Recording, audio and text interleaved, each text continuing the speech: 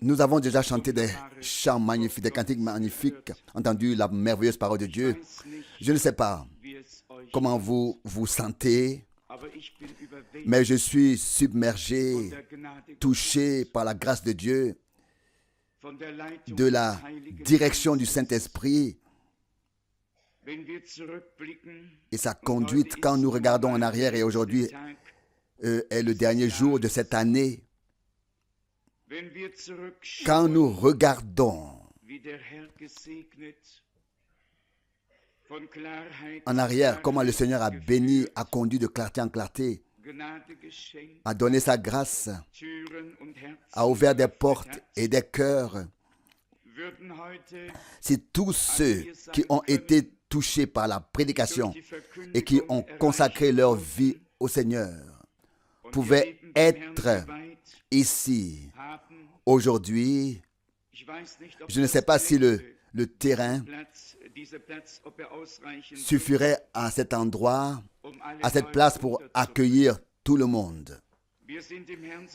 Nous sommes tellement reconnaissants au Seigneur, en particulier pour les grandes récoltes qui sont faites dans les pays africains. Il semble que l'Esprit de Dieu agisse sur la terre, oui, mais parfois de manière un peu plus puissante ici ou là, que ce soit des circonstances extérieures ou quoi que ce soit d'autre. Dans tous les cas, le nombre sera complet, la totalité sera complète et le Seigneur viendra alors chercher les siens à la maison. Frère Tchombo est ici aujourd'hui de Kinshasa, Zaïre.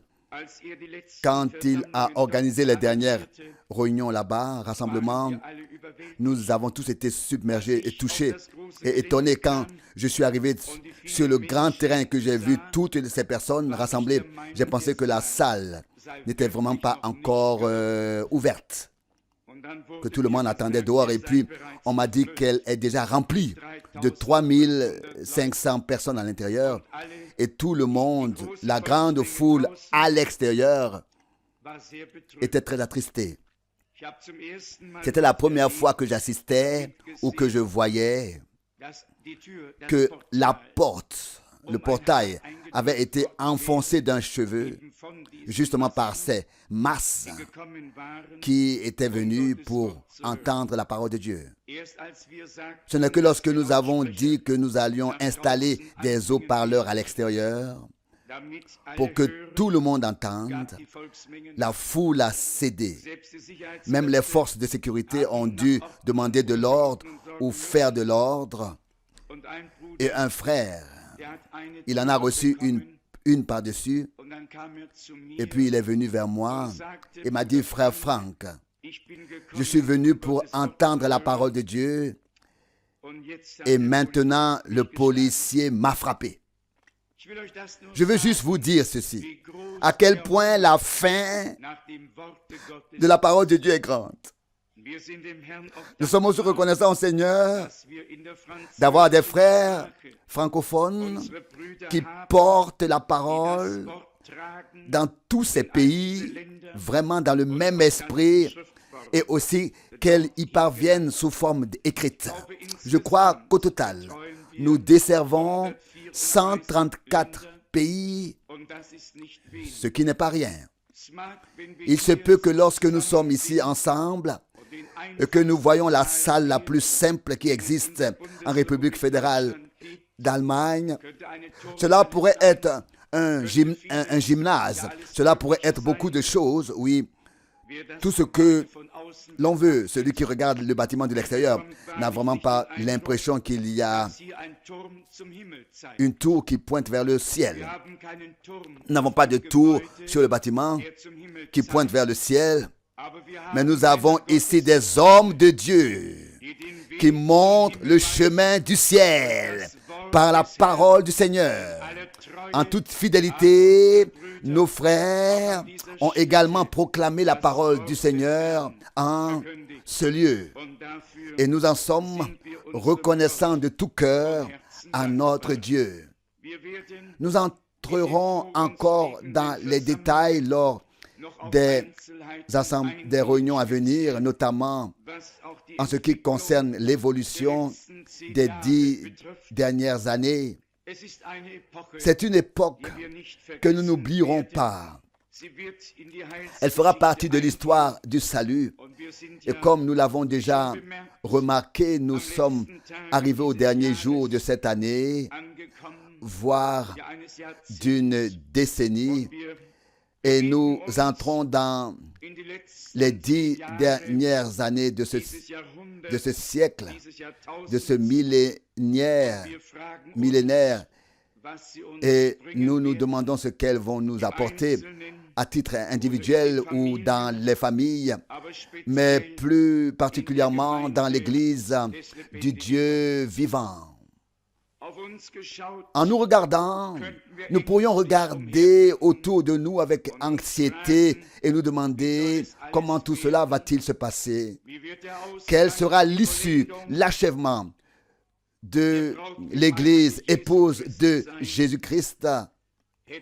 Si c'était à nous de le faire, nous pourrions nous en inquiéter, mais c'est le Seigneur, celui qui a racheté son Église, qui bâtit son Église, qui appelle son Église à sortir, qui la prépare, qui la part et qui la ramènera chez lui.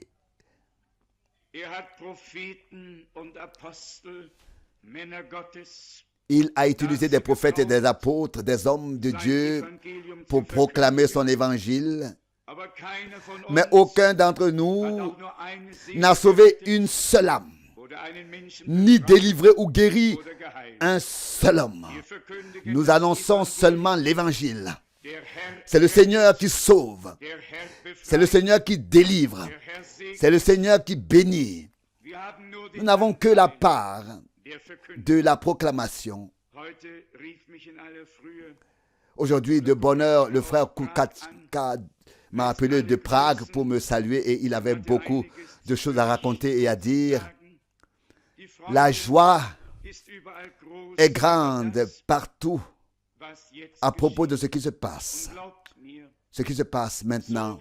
Et croyez-moi, de même que les peuples et les nations ont brisé le joug qui leur était imposé et s'en sont libérés, puisse Dieu accorder sa grâce pour que tout joug religieux imposé au peuple soit brisé et que le Seigneur accorde sa grâce. Glasnost, perestroka, transformation, percée jusqu'au plein évangile et à la pleine restitution de toutes choses telles qu'elles étaient dans le christianisme primitif. Nous y croyons. Nous croyons que le Seigneur achèvera son œuvre avec grande puissance et gloire. Et que cela soit également remarqué en ce lieu.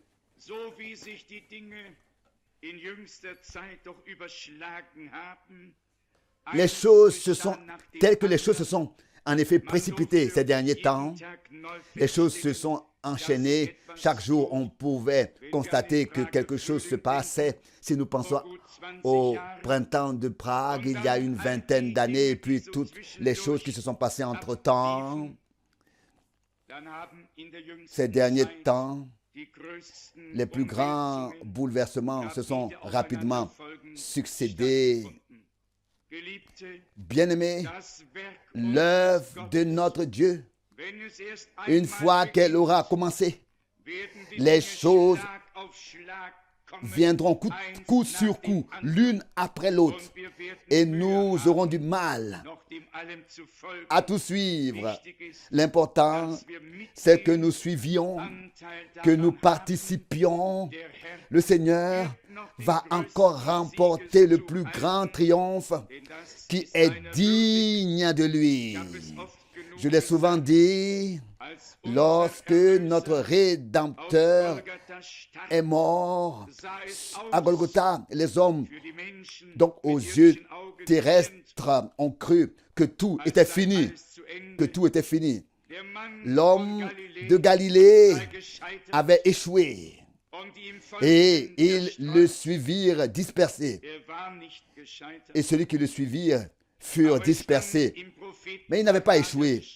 Il était écrit dans le prophète Zacharie, « Abattez le berger et les brebis se disperseront. » Chaque parole de l'Écriture devait être accomplie. Mais à l'heure qui, extérieurement, semblait être celle de la plus grande défaite, Dieu a donné le plus grand triomphe, voire la plus grande victoire à Golgotha. Là, il s'est réconcilié avec l'humanité. Il a ôté le mur de séparation. Il a déchiré la lettre de condamnation. Il a apporté la paix aux proches, à ceux qui sont proches et comme à ceux qui sont éloignés. Les proches étaient le peuple d'Israël, les éloignés étaient les nations. Dieu nous a apporté la paix par Jésus-Christ, notre Seigneur. Il en va de même, en ce moment, une petite foule dispersée ici et là, pas de personnes influentes. Ici, personne ne se présente avec une réputation, un rang et un nom pour attirer le peuple. Mais nous pouvons dire une chose.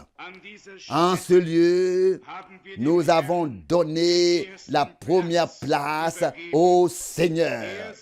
Il doit être le point d'attraction, le centre, l'alpha et l'oméga.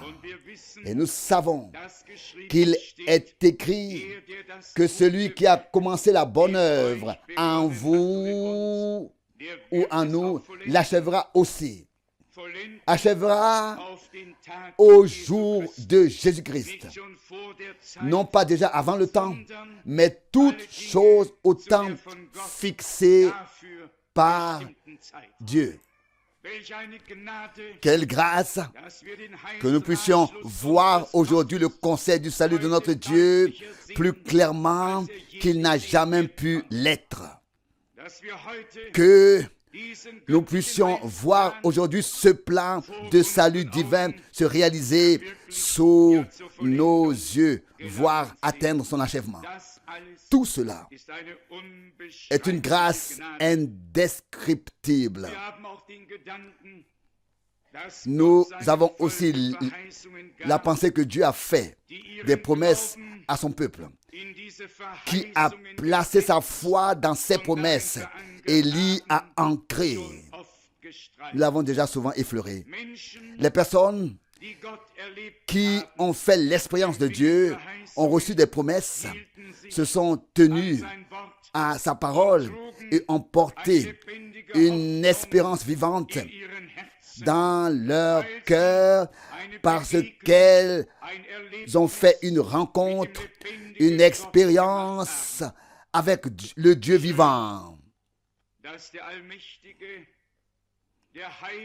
Qu'il est beau que le Tout-Puissant, le Saint, s'abaisse et se révèle aux hommes dont il sait qu'ils vont le croire, lui faire confiance et le suivre. Et que ce qu'il leur dit, ils le feront. Frères et sœurs bien-aimés, nous l'apprécions comme un privilège d'être rassemblés devant la face de Dieu. Nos réunions ne sont pas organisées avec un programme varié, comme c'est souvent le cas. Dès le début, nous avons donné la priorité à la parole du Seigneur. La première place et pourtant, je me permets de faire remarquer que nous nous réjouirons encore aujourd'hui. Nous nous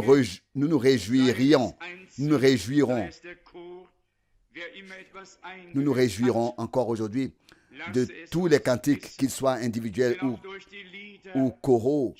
Celui qui a répété quelque chose, faites-le nous savoir, car c'est aussi à travers les cantiques que le Seigneur parle à nos cœurs. Mais nous ne pratiquons pas ici l'aménagement de l'espace ou du temps.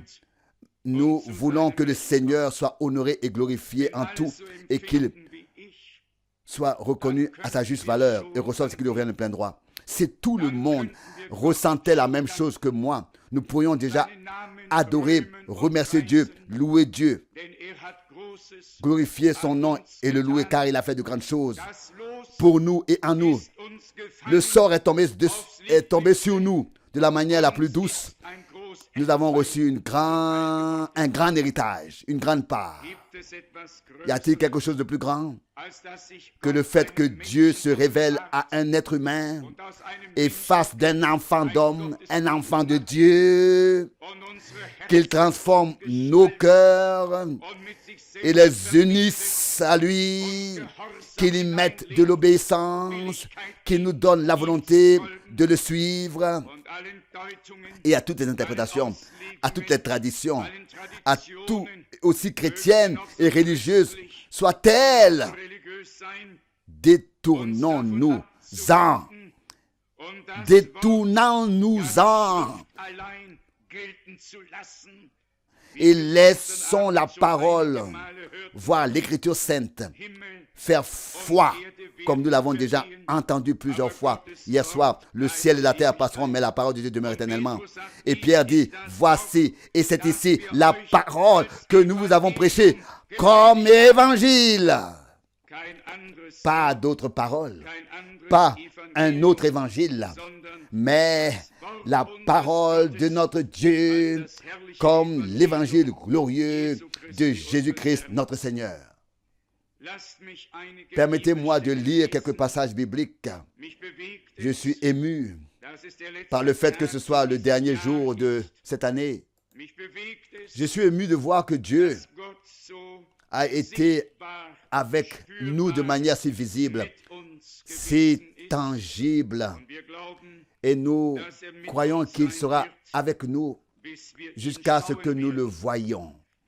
Permettez-moi de lire de l'évangile de Jean, le chapitre 7, du verset 37. Jean 7, verset 37. Le dernier jour, le grand jour de la fête, Jésus se tenant là, s'écria d'une voix forte, si quelqu'un a soif, qu'il vienne à moi et qu'il boive. Celui qui croit en moi, comme dit l'Écriture, des fleuves d'eau vive couleront de son sein. Mais il voulait dire par là le Saint-Esprit que devaient recevoir ceux qui étaient venus à la foi en lui. Car l'Esprit n'était pas encore là, parce que Jésus n'avait pas encore été élevé à la gloire. Des fleuves d'eau vive devaient couler. Après que l'Esprit aurait été répandu et que les croyants en auraient été remplis, cela devait déborder. Pas seulement un peu, mais la plénitude. Jésus a dit, je suis venu pour que vous ayez la vie et que vous l'ayez en plénitude, en abondance. Il a la plénitude, il a l'abondance et il l'a répandu à la Pentecôte. Frère Branham l'a un jour formulé de manière magnifique. Il a dit, tout ce qui était en Dieu a été manifesté en Christ. Tout ce qui était en Christ a ensuite été déversé dans l'Église, répandu dans l'Église, posé dans l'Église. Bien-aimés, l'Église forme le corps du Seigneur et Christ en est la tête. C'est pourquoi la vie de Dieu, telle qu'elle était dans la tête, est dans tous les membres. Et dans ces membres, il y a la vie divine, oui, la vie éternelle par grâce. Cela aussi, nous l'avons déjà dit. Dans le corps vivant de Jésus-Christ, il ne peut y avoir de membres morts. Le prophète Ézéchiel a vu autrefois les os morts et il demande où on lui demande, cela peuvent-ils revivre? Et il répondit, Seigneur, tu le sais. Et la réponse est venue, parle à ces os morts et dis-leur qu'ils doivent vivre. Et le prophète prononça ce que le Seigneur Dieu lui avait ordonné. Et il arriva sous ses yeux que la vie entra dans ses os morts et ils se tinrent sur leurs pieds. Bien-aimés, nous ne regardons pas, nous qui étions morts, loin de Dieu dans le péché et la transgression. Regardons le Seigneur qui a donné sa parole et qui a versé son sang, qui est venu nous racheter et pour nous donner la vie de Dieu. Que cette parole soit adressée spécialement à tous ceux qui n'ont pas encore consacré leur vie à Dieu, qui ne se souviennent pas d'un jour où ils ont rencontré Dieu et fait une expérience personnelle avec le Seigneur. Il a dit, venez à moi, vous tous qui êtes fatigués et chargés, je vous donnerai du repos pour vos âmes. Dans ces assemblées, dans ces réunions plutôt, dans ces réunions, Dieu veut parler à chaque personne, quel que soit son état spirituel, qu'elle soit sauvée ou non, croyante ou non, enfant de Dieu ou non. Le Seigneur veut parler à tous. C'est la raison pour laquelle nous sommes tous ici. Et puisse l'une de ces paroles pénétrer dans le cœur de chacun et accomplir ce pourquoi elle a été envoyée. Dans Jean 7, du verset 14, peut-être du verset 15, ici il est écrit, Jean 14, verset 15, les Juifs s'étonnaient et disaient, comment celui-ci parvient-il à la connaissance des Écritures alors qu'il n'a pas reçu d'enseignement en la matière, reçu d'enseignement en la matière, alors que j'ai lu cette parole, la reconnaissance s'est installée en moi. Les vrais prophètes n'ont pas appris en classe ce que Dieu avait à leur dire, ou voulait leur parler, ou ce que Dieu voulait dire à travers eux. Ils étaient connectés à Dieu, ils étaient enseignés par Dieu, inspirés par l'Esprit. Et il est écrit ici, d'où celui-ci tient-il sa connaissance de l'Écriture, mais qu'il n'ait pas reçu d'enseignement en leur matière. Ils ne savaient même pas qui était celui qui leur parlait. Ils n'avaient pas reçu d'enseignement en la matière. Mais regardez autour de vous aujourd'hui, pas d'érudition scripturaire dans telle ou telle dénomination, pas d'érudition scripturaire dans telle ou telle religion, mais enseigné par Dieu. Et en conséquence, et je ne dis pas cela par prétention, je le dis par souci de vérité, celui qui a été enseigné par Dieu en sait plus que tous les scribes réunis. Et je crois qu'en tant qu'Église du Dieu vivant, nous devons là aussi beaucoup de remerciements au Seigneur. Paul écrit aux Corinthiens, il n'y a pas parmi vous beaucoup de sages, de personnes influentes. Non, ce que le monde considère comme insensé, Dieu l'a choisi pour réduire à néant ce qui est élevé. On pourrait se demander pourquoi Dieu agit ainsi. Je peux vous le dire.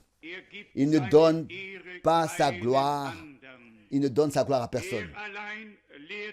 Il ne donne sa gloire à personne d'autre. Lui seul nous enseigne, lui seul veille à son œuvre.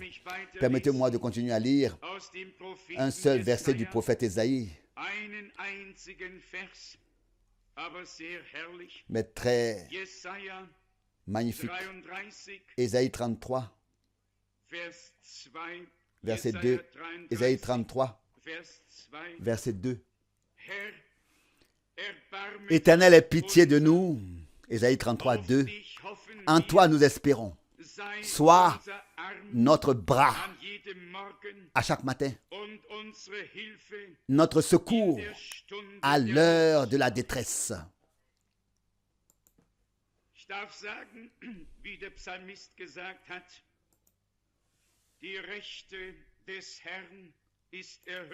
Qu'il me soit permis de dire, comme le psalmiste l'a dit, le Seigneur est élevé, la droite de l'Éternel est élevée, la droite de l'Éternel garde la victoire. Psaume 118. Éternel, aie pitié de nous, en toi nous espérons, soit notre bras à chaque matin, notre secours à l'heure, à chaque heure, à l'heure de la détresse. Notre secours vient du Dieu qui a créé le ciel et la terre, du Dieu tout-puissant lui-même, qui peut secourir en toute situation et qui a dit, invoque-moi au jour de la détresse et je te délivrerai et tu me glorifieras et tu me loueras. Aujourd'hui encore, nous voulons garder sous nos yeux les promesses que Dieu a faites. Et pour cela, je voudrais lire le verset 18. 2 Corinthiens chapitre 1, verset 18. 2 Corinthiens chapitre 1, verset 18. Mais Dieu est garant que notre parole qui vous est adressée n'est pas à la fois oui et non. N'est pas à la fois oui et non, mais oui et amen. La parole des scribes peut être comme ceci ou comme cela. Aujourd'hui comme ça, demain autrement. Mais la parole de Dieu annoncée sans mélange par la bouche de ses serviteurs et messagers n'est pas oui et non. Elle est oui et amen. Nous en sommes également reconnaissants à Dieu. Le verset 19, il est écrit, car le Fils de Dieu, Jésus-Christ, qui a été prêché parmi vous par nous, par moi, par Sylvain et par Timothée, n'a pas été oui et non. Amen. Il n'a pas été non plus oui et non, mais il est oui et il est amen. Il a commencé et il achèvera. La parole n'est pas oui et non. Il n'est pas oui et non. Sinon, nous ne serions pas où nous en sommes. Lui et sa parole sont oui et amen. Loué soit son nom glorieux pour cela. Et c'est en lui et en sa parole que nous sommes ancrés. Et c'est pourquoi nous ne sommes pas non plus des oui et des non, mais des oui et des amen. Comme fils et filles de Dieu, nés de nouveau pour une espérance vivante. Et si quelqu'un est encore dans le doute, que cette heure serve à faire disparaître le doute et à vivre une expérience réelle avec Dieu, comme cela est écrit dans ce livre, comme cela est témoigné dans ce livre, une expérience avec Dieu, pour que toute incertitude soit retirée de nous et que nous puissions dire, son esprit témoigne à mon esprit que nous sommes devenus enfants de Dieu, que nous pouvons dire, nous sommes passés de la mort à la vie, que nous puissions dire, nous étions perdus, mais nous avons été sauvés par grâce. Maintenant, ensuite, ça continue au verset 20. Car pour ce qui concerne toutes les promesses de Dieu, c'est en lui qu'est le oui. C'est pourquoi encore l'Amen est prononcé par lui à la gloire de Dieu par nous.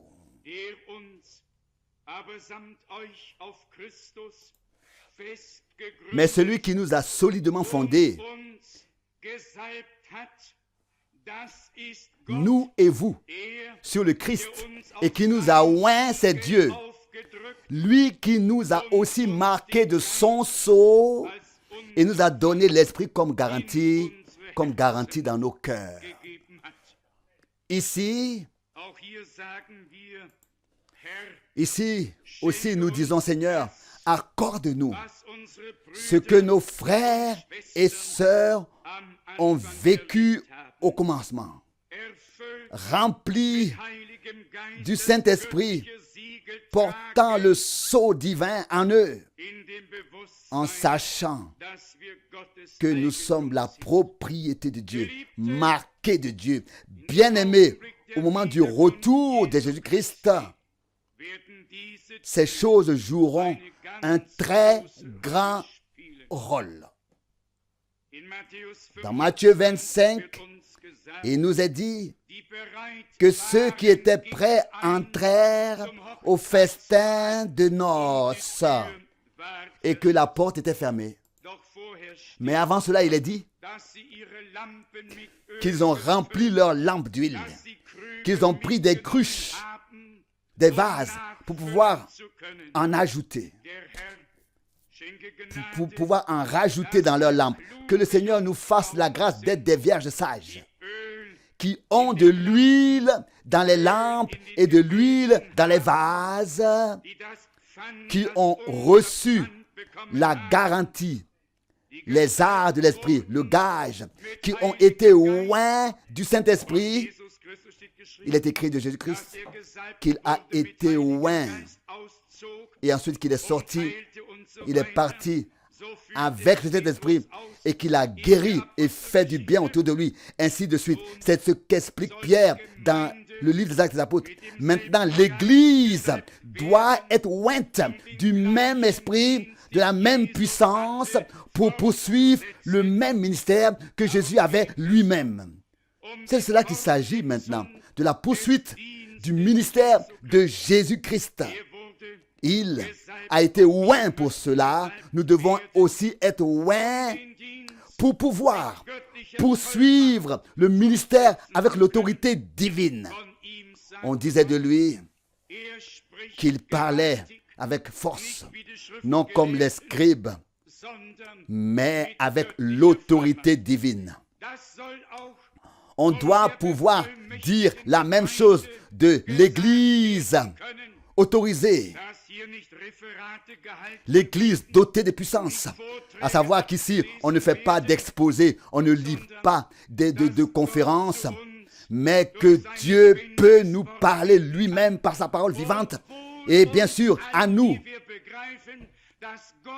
heureux sommes-nous, nous tous qui comprenons que c'est Dieu qui nous parle en de telles heures dans lesquelles nous sommes rassemblés. Heureux tous ceux qui sont présents lorsque la parole de Dieu nous est adressée. Que nos pensées ne vagabondent pas dans le monde, mais que nous y participions ici et que nous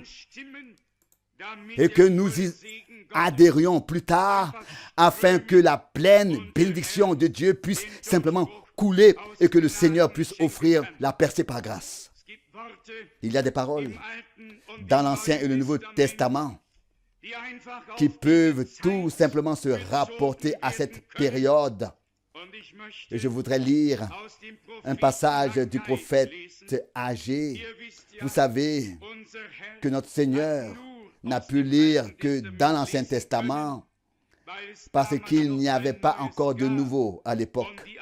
Et les apôtres aussi ont fait de même. Les épîtres ont ensuite été écrites, et c'est ainsi que le Nouveau Testament a vu le jour. Permettez-moi de lire le prophète Agé du 2e chapitre, verset 4, ou peut-être jusqu'au verset 9. Agé, chapitre 2, Agé, chapitre 2, du verset 4 au verset 9. Maintenant, prends courage, Zorobabel. C'est la déclaration de l'Éternel.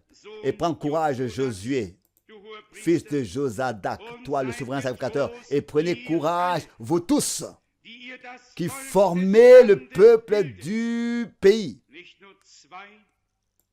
Ce ne sont pas seulement 2 personnes qui ont exercé un ministère, mais tous ceux qui y ont pris part doivent être rassurés et consolés. C'est la déclaration de l'Éternel. Et travaillez car je suis avec vous. C'est la déclaration de l'Éternel des armées. On pourrait parfois se demander, est-ce que cela a un sens de prêcher, d'écrire, d'imprimer? Oui, cela a un sens. Et je souhaite que l'on en fasse encore plus.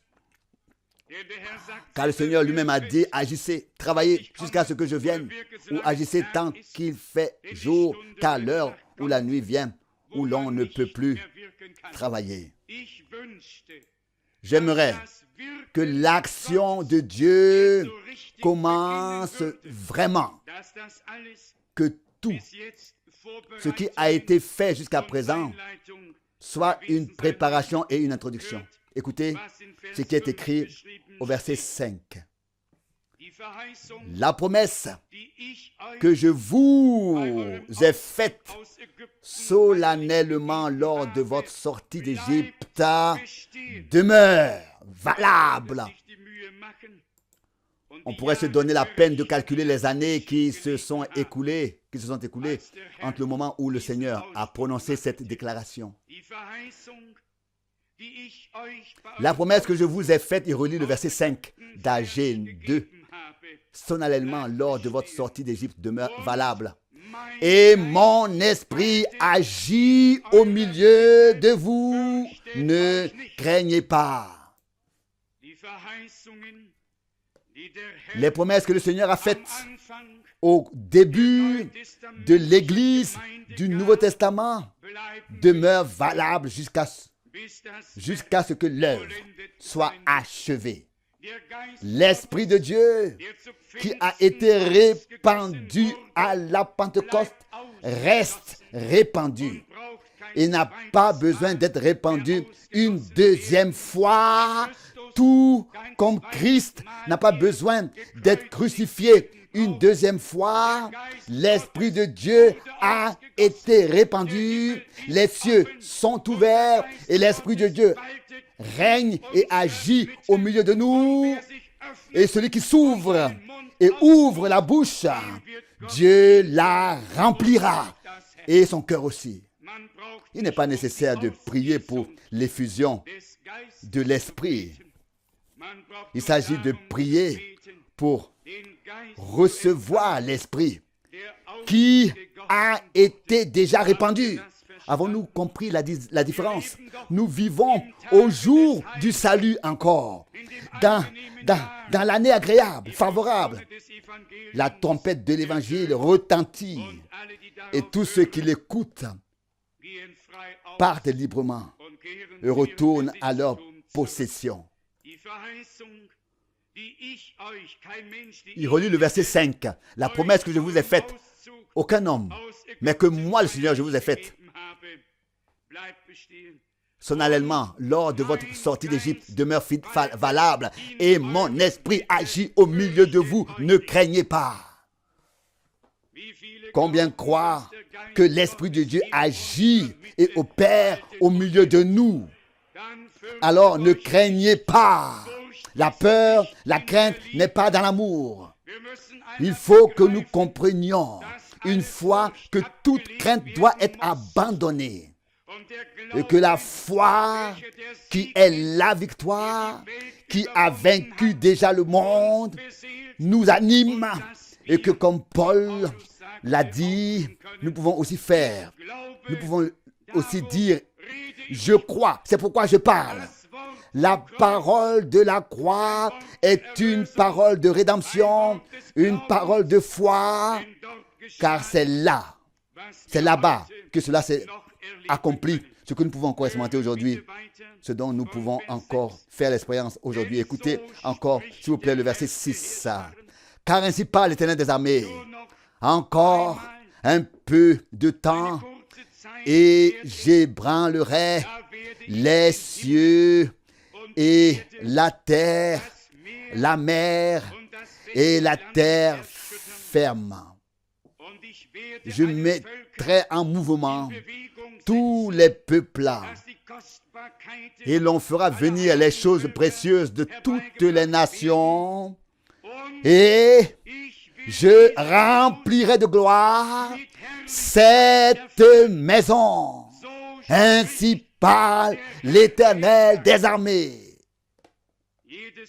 Chaque fois que le ainsi par l'Éternel est prononcé, nous pouvons bien constater et vivre que le ainsi dit le Seigneur nous imprègne, nous pénètre jusqu'à la moelle des os. Ce n'est pas le prophète qui l'a dit, c'est Dieu qui l'a prononcé par la bouche du prophète. Et la parole de Dieu reste la parole de Dieu, qu'elle soit annoncée par la bouche des prophètes ou des apôtres. Elle reste la parole de Dieu.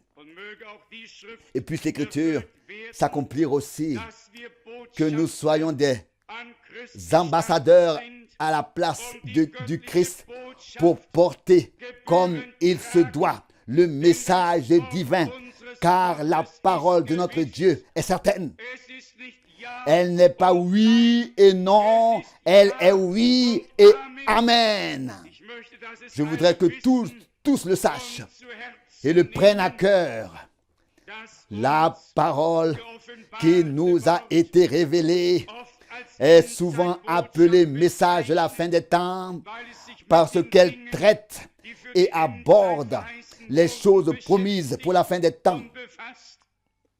Mais permettez-moi de dire clairement que toute connaissance, tout enseignement, toute révélation de la parole n'est pas ceci et ensuite autre chose demain, n'est pas oui ou non, mais oui et amen, et cela à la gloire de Dieu par nous. Vous croyez-vous tout cela? Croyez-vous tout cela? Alors n'hésitez pas à dire amen à haute voix, car c'est la parole de Dieu. Et à cette parole, nous n'avons rien à ajouter. Nous n'avons rien ajouté ni rien retranché. Et parce que c'est la parole de Dieu que nous proclamons. C'est pour cette raison qu'elle est oui et amen. C'est pour cette raison que c'est oui et amen. Ce que nous prêchons, nous n'avons pas le message de William Branham. Nous n'avons pas le message d'un Néval Frank ou d'un autre homme. Nous avons le message divin que des hommes de Dieu poussés par le Saint-Esprit ont écrit et que d'autres poussés par le même Saint-Esprit ont ensuite proclamé dans son accomplissement. Et nous sommes reconnaissants à Dieu. C'est le même Saint-Esprit qui repose sur nous, la même onction, la même inspiration. Et c'est pourquoi nous disons ce que les apôtres ont dit aujourd'hui. Et prêchons ce qu'ils ont prêché. Et enseignons ce qu'ils ont enseigné. Et c'est pourquoi nous savons que c'est vrai. Parce que c'est conforme aux Saintes Écritures. Alléluia! Alléluia! Loué et exalté soit le nom du Seigneur. S'il y a encore ici des personnes chez qui il y a encore un oui et un non, nous avons une requête à vous adresser. Ne péchez pas contre le Seigneur ni contre la parole de Dieu en doutant, mais devenez de tout cœur croyants en Jésus-Christ et en sa parole. Il n'est pas oui et non. Nous l'avons lu ainsi. Sa parole n'est pas oui et non. Ses promesses sont comme lui. Oui et amen. Combien ont le désir de porter en eux cette foi béatifique, céleste, de ne plus être tourmenté par le doute, mais de chanter les chants de victoire de notre Dieu dans les temples de ceux qui sont justifiés par Dieu. Il y a de telles personnes sur terre aujourd'hui encore qui ont expérimenté Dieu personnellement. Et cette expérience les a conduits à être en communion avec Dieu et à recevoir sa parole. Écoutez encore ce qui est écrit au verset 9. La gloire future de ce temple sera plus grande que celle du premier, dit l'Éternel des armées. Et en ce lieu, je donnerai la paix. C'est ce que déclare l'Éternel des armées. Nous savons que Dieu nous a donné la paix en Jésus-Christ, notre Seigneur. Oui, que nous avons été réconciliés avec Dieu. Cela non plus n'est pas un oui ou un non. C'est un oui et un amen. C'est oui et amen. Bien-aimé, aucun homme ne devrait offenser Dieu et en mettant en doute ce qu'il a dit, ce qu'il a promis et ce qu'il a donné par grâce, mais croire de tout son cœur. Plus grande sera la gloire future de ce temple. Hier, nous avons parlé du temple du Seigneur, la maison de notre Dieu dans le Nouveau Testament. Et je voudrais encore lire brièvement quelques versets d'Agé. Il est écrit au verset 15, Agé 2, verset 15. Maintenant, Agé 2, verset 15. Mais maintenant, dès aujourd'hui, portez votre attention sur le temps en arrière, avant qu'on ait posé pierre sur pierre au temple de l'Éternel. Je ne peux pas tout lire. Le temps ne suffit pas. Nous pouvons regarder en arrière sur un temps où le fruit n'était pas abondant. Nous sommes reconnaissants pour ce qui a déjà été fait, pour ce qui est déjà arrivé, mais nous aimerions entrer dans cette phase, dans cette période où nous récoltons plus que nous ne sémons. Vous reconnaissez la loi de la reproduction. Si quelqu'un sème un quintal de blé, c'est une unité de mesure de masse, combien récolte-t-il? 10 kilos? Non. Il récolte plusieurs quintaux. Qui est l'agriculteur? Qui devrait le savoir exactement, n'est-ce pas? Je l'ai déjà su une fois, mais je ne veux faire que cette comparaison. Que Dieu accorde sa grâce pour que l'on ne se contente pas de semer, mais que l'on puisse récolter une moisson abondante, bénie par Dieu. Et je m'en réjouirais s'il n'y avait pas que des dizaines de milliers, s'il y en avait des millions. Quelqu'un est-il contre? Quelqu'un est-il contre? Lorsque le Seigneur parla à Abraham, il lui dit, lève les yeux vers le ciel et compte les étoiles. Et la réponse vint, aussi innombrable que les étoiles du ciel sera ta descendance et comme le sable de la mer. Je fais partie de ceux qui croient que la mort de notre Seigneur sur la croix à Golgotha a valu la peine. Et comme je l'ai dit ici récemment, la moisson sera récoltée à la fin. On peut le lire dans Matthieu 13. La moisson signifie la fin de ce temps du monde. Et Dieu enverra même des anges pour l'aider à bien moissonner. Les anges sont des esprits serviteurs envoyés pour l'amour de ceux qui doivent hériter du salut, de la félicité, de la béatitude. Il y aura encore beaucoup de choses surnaturelles ici sur terre, dans l'église du Dieu vivant. Des choses surnaturelles. Nous voulons nous y préparer. Le Nouveau Testament a commencé par des choses surnaturelles. La naissance de notre Seigneur était surnaturelle, mais elle a eu lieu ici sur terre. L'enfant qui doit naître de toi vient du Saint-Esprit.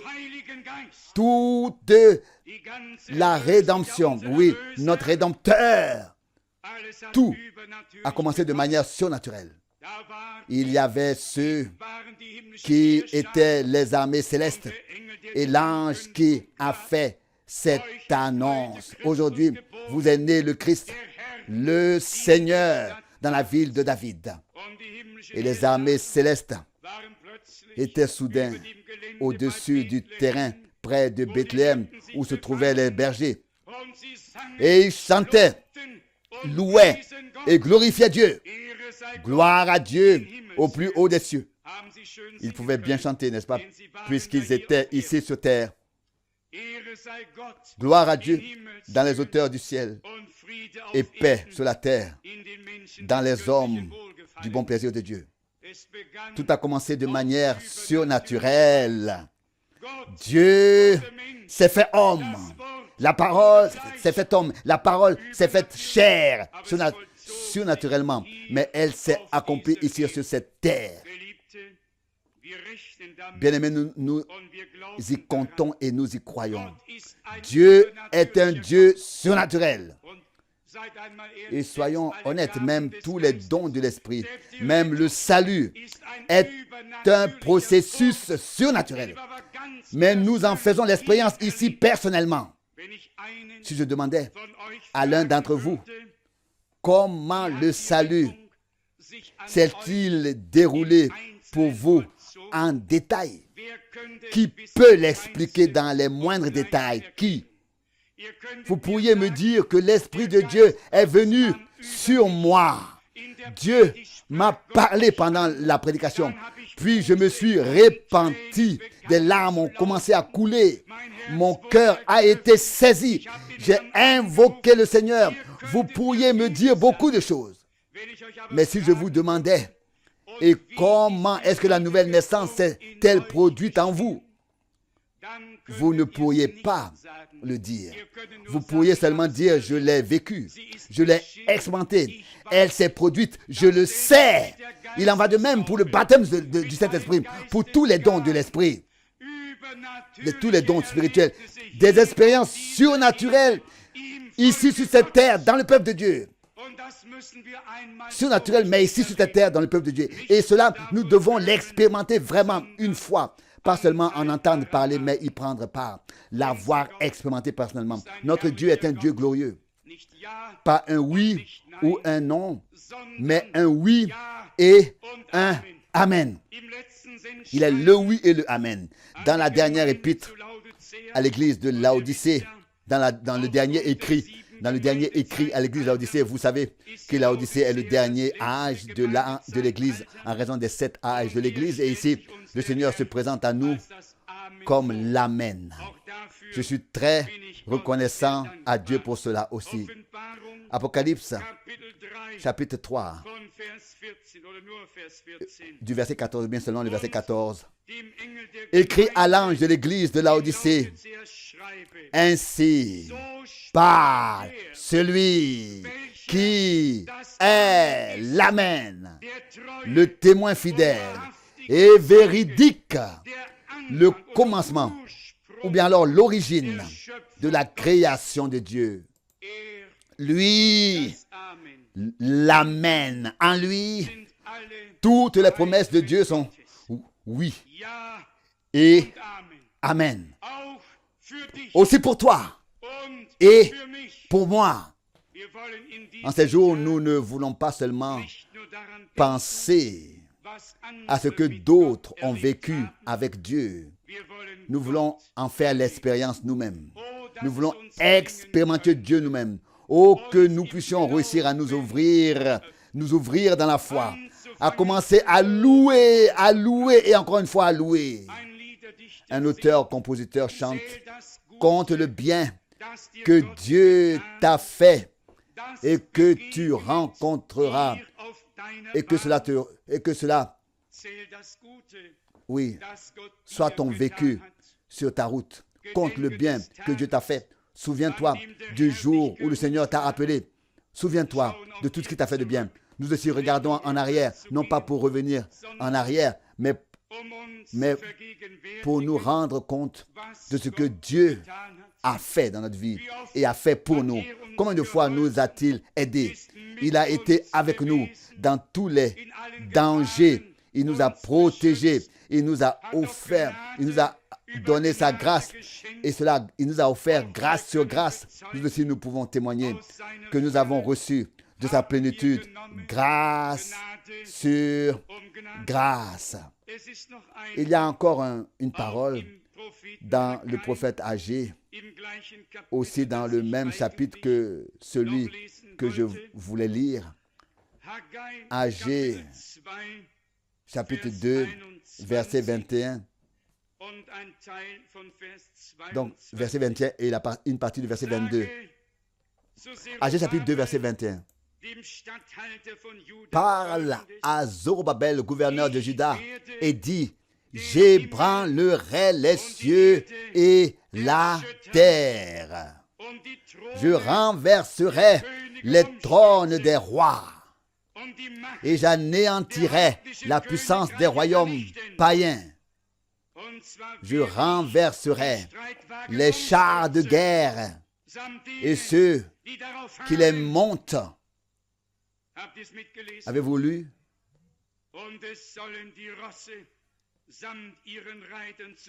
Et les chevaux et leurs cavaliers tomberont à terre l'un par l'épée de l'autre. Nous l'avons déjà mentionné, ce que Daniel a dit. Dieu renverse des trônes, il établit des rois, il dépose les rois, il les renverse, donc il les enlève. Dieu dispose de tout. Et je vous dis aussi pourquoi. Il est le roi des rois et tous les royaumes terrestres disparaîtront. Mais le royaume de Dieu demeure pour l'éternité. Et nous pourrions lire dans le prophète Daniel où il est écrit: en ces jours-là, Dieu fera apparaître un royaume qui n'aura pas de fin. Et tous les autres royaumes seront détruits et le serviront. Et si nous passons ensuite à Zacharie 9, il est écrit: il y aura un grand royaume. Alors le Seigneur régnera, sera roi, lui et lui seul, le Seigneur. Oh, toutes ces choses sont à portée de main. Si Dieu le veut, nous mettrons un jour sur papier le calendrier de notre Dieu, son programme, son plan, afin de montrer à chacun le déroulement des choses à l'aide des Saintes Écritures. Je l'ai déjà dit tout à l'heure, c'est tout simplement une époque glorieuse. Tous les mystères ont été révélés. Ce qui était caché a été mis en lumière. Ce n'est pas le temps des interprétations, mais le temps de la pleine révélation de Jésus-Christ et de la parole de Dieu. Nous en sommes également reconnaissants au Seigneur. Aujourd'hui, cependant, ou dans cette génération, des personnes considèrent les connaissances transmises comme vraies et la parole originale comme incorrectes. Ils ont inversé les rôles. Mais Dieu accordera la grâce que sa vraie parole refasse surface et qu'elle soit placée sur le chandelier et que les gens aient ainsi la possibilité de prendre leur décision. Combien sont d'accord avec moi pour dire qu'en tant que rachetés, nous aimerions simplement voir la rédemption de Golgotha se réaliser dans notre vie et qu'elle devienne une réalité. Dites Amen. Combien sont d'accord avec moi pour dire que tous ceux qui ont été libérés par Dieu vivent leur libération personnelle pour servir le Seigneur ensuite, selon la parole de l'Écriture, celui que le Fils a franchi, il est vraiment libre. Dites une fois Amen. Loué et exalté soit le nom du Seigneur. Combien sont d'accord avec moi pour dire que tous ceux, donc ceux qui sont déjà guéris, ceux qui ont déjà été guéris à Golgotha, repartent à la maison aujourd'hui avec leur guérison accomplie. Vivre leur guérison, ne plus demander ni supplier, mais remercier le Seigneur avec foi pour sa guérison. Dites Amen. Et ce point est très important, et ce en tenant compte du fait que les malades sont généralement découragés, qui ne peuvent pas vraiment croire. C'est pourquoi nous devons intercéder pour en leur faveur. Je ne citerai que 2 exemples en général et un pour les croyants. Lorsque les 4 hommes ont découvert le toit et déposé le malade devant Jésus, il est écrit: voyant leur foi, pas sa foi, leur foi, il dit à l'homme: tes péchés sont pardonnés. Il n'a pas vu la foi de cet homme malade. Cela existe aussi, mais il y a aussi ceux qui croient pour les autres. Pouvez-vous croire pour les autres? La détresse des autres est-elle devenue votre détresse? Pouvons-nous nous mettre de tout cœur à la place des autres? Que Dieu nous accorde la grâce à cet égard. Et puis il y a Jacques, chapitre 5, où les croyants font appeler les anciens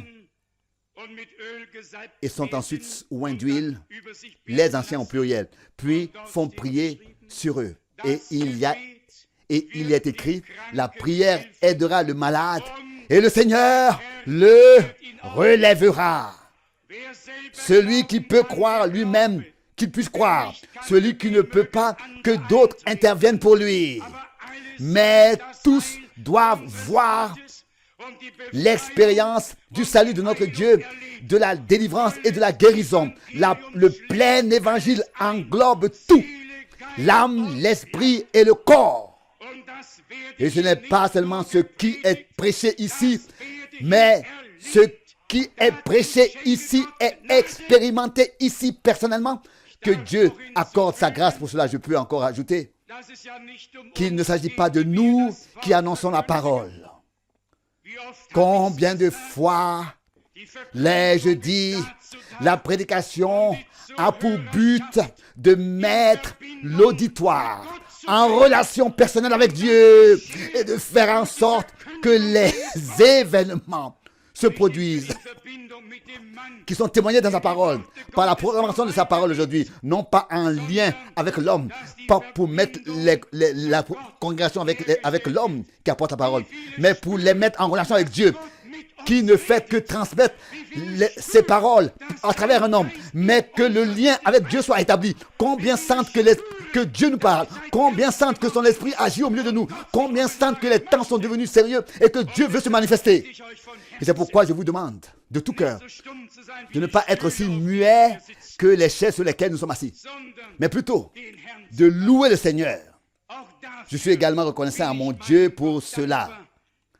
Aujourd'hui encore, lorsque j'étais dans l'appartement et que j'ai entendu des chants et de la musique, ici, vous savez ce que j'ai fait, j'ai remercié le Seigneur de ce que cette chapelle ne se trouve pas au milieu de la ville, où des gens pourraient se plaindre à droite et à gauche, mais qu'elle soit ici, en plein air, et que nous puissions louer Dieu librement.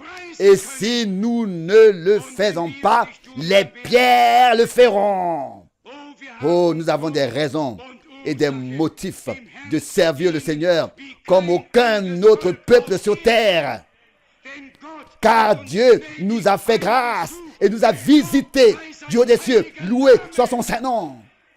Et que tout ce qui respire loue le Seigneur. Et celui qui n'a pas encore consacré sa vie à Dieu, donné sa vie à Dieu, qu'il le fasse aujourd'hui. Et celui qui se sent attiré et pressé, qu'il s'avance tranquillement devant. Et nous prierons pour vous. Loué soit le nom du Seigneur. Rendons grâce à Dieu pour sa sainte parole. Alléluia. Rendons grâce à Dieu pour la révélation du nom de Jésus-Christ. Remercions Dieu pour tout ce qu'il a déjà fait et continuera à faire. Nous plaçons notre confiance dans le Seigneur. Et celui qui est tiède, et que le Seigneur l'enflamme pour le servir. Pour le servir en esprit. Celui qui veut servir Dieu doit commencer aujourd'hui. Amen. Levons-nous et chantons comme je suis. Il doit en être ainsi. Tel que je suis, c'est rien de moi. Sinon ton sang versé pour moi. Et ta voix qui m'appelle à toi. Je viens, au agneau de Dieu. Je viens. Ô agneau de Dieu, je viens.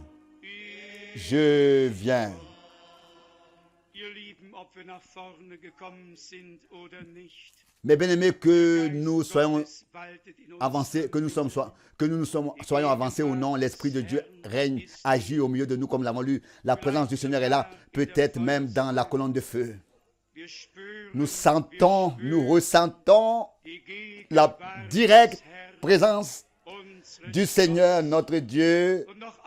Et encore une fois, l'invitation que celui qui veut servir le Seigneur lui consacre réellement sa vie, se mette à sa disposition et le fasse maintenant. Aujourd'hui, vous avez entendu sa voix. Aujourd'hui, le Seigneur Dieu vous a parlé. Aujourd'hui, il vous a appelé. Aujourd'hui, vous êtes venus. Aujourd'hui, Dieu veut se manifester à vous en ce lieu, en ce moment. Loué et exalté soit le nom du Seigneur. Le pardon, la délivrance, la rédemption, la guérison, que tout soit accordé à chacun en abondance par grâce au nom saint de Jésus-Christ. L'année de salut, Seigneur, est proclamée. La liberté de notre Dieu à son peuple. Alléluia. Alléluia. Alléluia. Gloire à Dieu. Gloire à Dieu. Gloire à Dieu. Alléluia. C'est déjà accompli. C'est fait. C'est arrivé. Alléluia. Gloire à Dieu. Loué soit Dieu. Loué. Exalté. Alléluia. Alléluia. Gloire à Dieu. Gloire à Dieu. Gloire à Dieu. Alléluia. Alléluia. Alléluia. Priez encore. Remerciez, louez, exaltez le Seigneur. Glorifiez-le. Toute la terre est remplie de sa gloire. Alléluia. Seigneur, tu es un Dieu vivant, un Dieu fidèle. Accomplis ta rédemption dans ton peuple. Délivre, libère ceux qui sont délivrés. Rachète ceux qui sont rachetés. Guéris ceux qui sont guéris. Alléluia. Confirme le témoignage de ta parole et glorifie ton Saint-Nom. Alléluia. Alléluia. Alléluia. Gloire à Dieu. Gloire à Dieu. Gloire à Dieu.